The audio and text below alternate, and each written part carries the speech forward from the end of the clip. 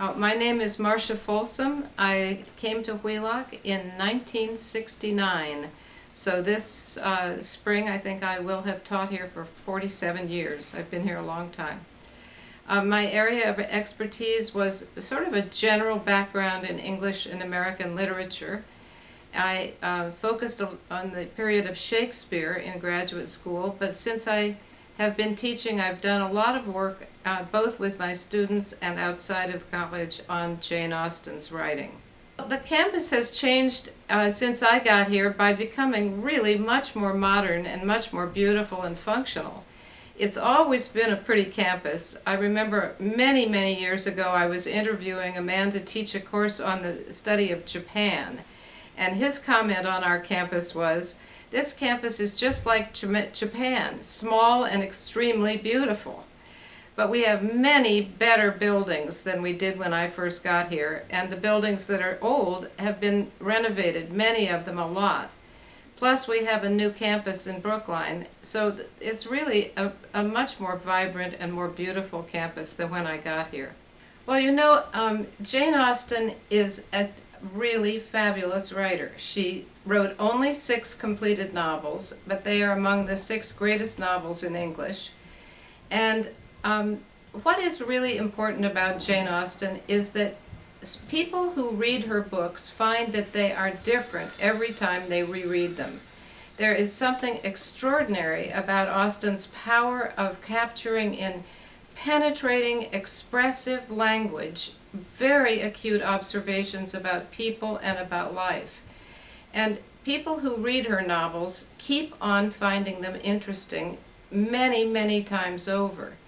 I've taught Austen's novels here at Wheelock to students that include men and women, mostly undergraduate students. I've also taught Jane Austen's novels with adult readers in other programs. And it's very rewarding because she is so, you can't ever get to the bottom of everything in a Jane Austen novel. That's part of the reason that so many people still write about her, where new scholarship appears every year that is always finding something that other people have not noticed. People link her to the period when she lived, which was, of course, during the time that England was in a 2-decades-long war with Napoleon. And it was a time of great instability and many reasons for anxiety about the future. England was afraid of an invasion by the French. There was a lot of military activity. The British Navy expanded exponentially during the years when Jane Austen was writing. And people also find her own life incredibly interesting. She was the 7th of 8 children of a very literate clergyman and his very smart and vigorous wife. And her older brothers went to Oxford. She was around a very literate world. Her family was a novel-reading family. Her brothers wrote and published some of their work.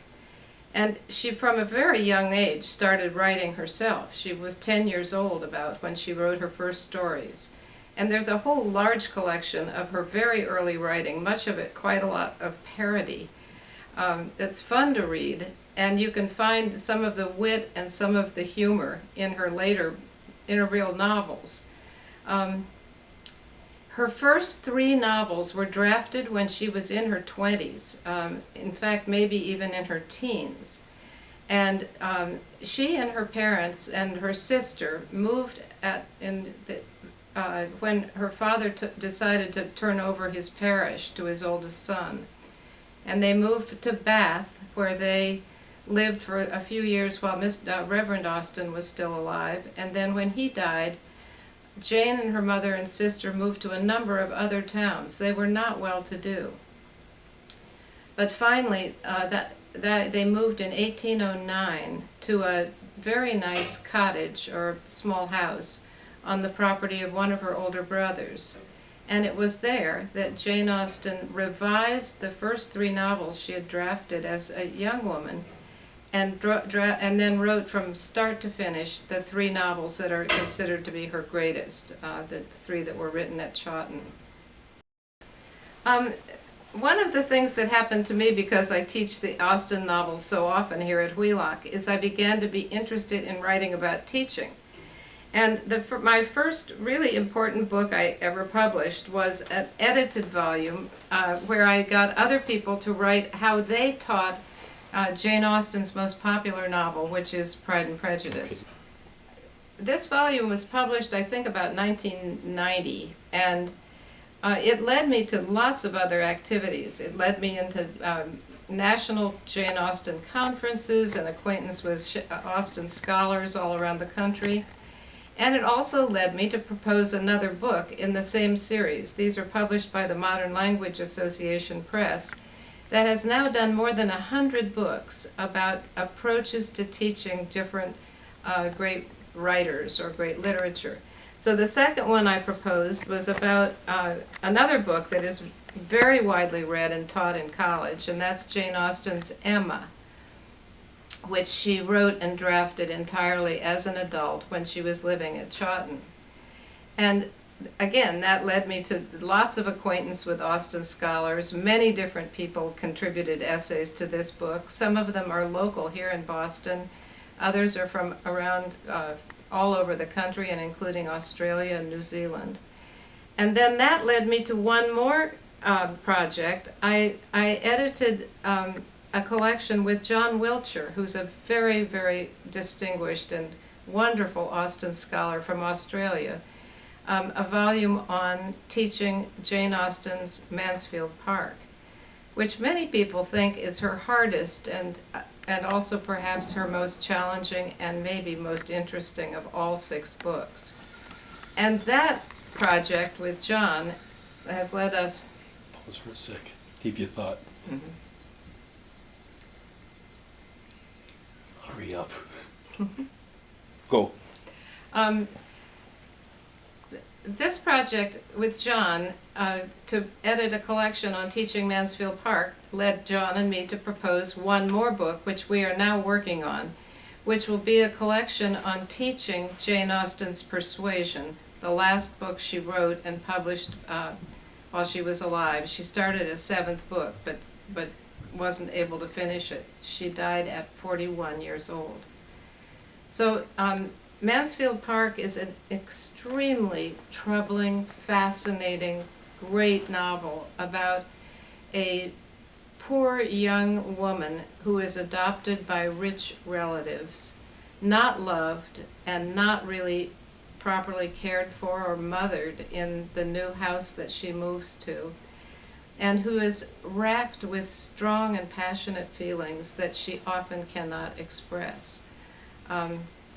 Quite a few critics in the past have not liked the heroine of this book, but John and I argue that she is an extremely brilliantly portrayed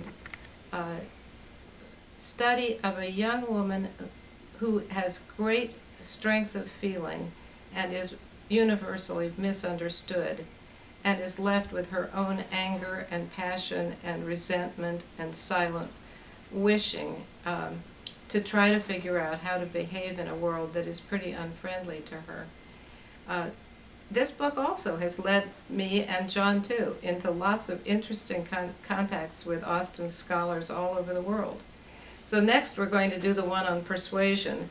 And as I'm working on the Persuasion volume, I really feel, as I've felt on all these books, that the one I'm working on is the best one of all. Well, of course, the whole Wheelock campus has not focused on Jane Austen, but I have had students for many years who have really loved reading her. And one of the essays that I wrote and is published is about teaching persuasion in a class of Wheelock students, men and women, who were incredibly interested in a very complicated and famous scene toward the end of that novel, when the heroine, Anne Elliot, converses with a sea captain named Captain Harville, and is overheard by Anne Elliot's lost love, the man that she used to be engaged to but was forced to break her engagement. And that scene is so beautifully organized that it opened up the possibility of teaching a class about how did Jane Austen make it clear what it's like to listen to a person who you're not in the conversation with. You're listening and overhearing. And how much can a person overhear in a room that's fairly big with quite a few people in it? And I wrote about how my students came to understand what Jane Austen allowed each of the people speaking and listening to understand of the other. And I still am very proud of the voices of my students, male students. I remember Marty Bush and Jared Lynch, and female students. I remember Michelle Chernobylsky and Kathy Hume. They all wrote really thoughtfully about what they believed Jane Austen intended for us as readers to understand that the people in the room understood was going on.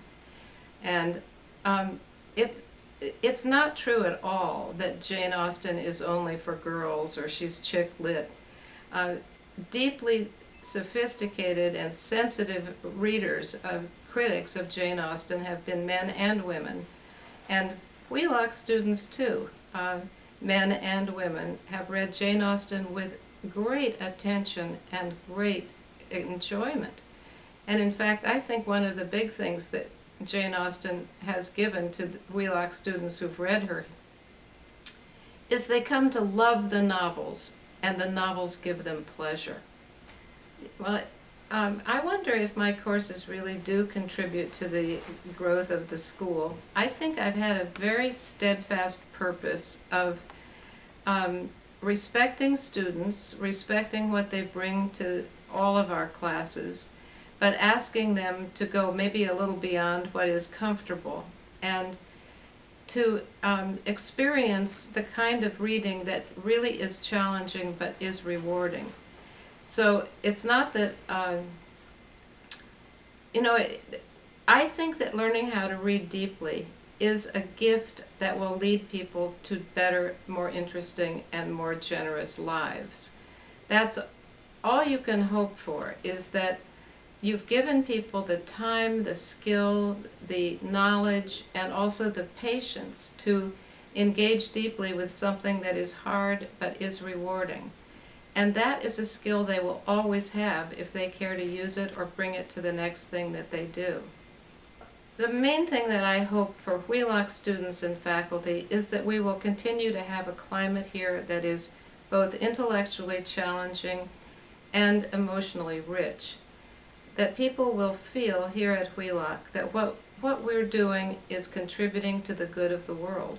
We're not trying in a way to necessarily create activists, although that's one of the things that come from good education. But at the college, we can begin to in all of our classes, we can establish a tone of generosity, respect for every point of view, a habit of listening and not just jumping on people when they say something we disagree with. That the classroom is a golden place for teaching the deepest skills of human interaction. And that's what I really hope Wheelock, for its faculty and its students, will continue to do. The classroom, when you close that door and think about it as almost a sacred place where people can grow and talk and learn together, that is a place that we should keep on treasuring and trying to find a way to recreate in every course we teach.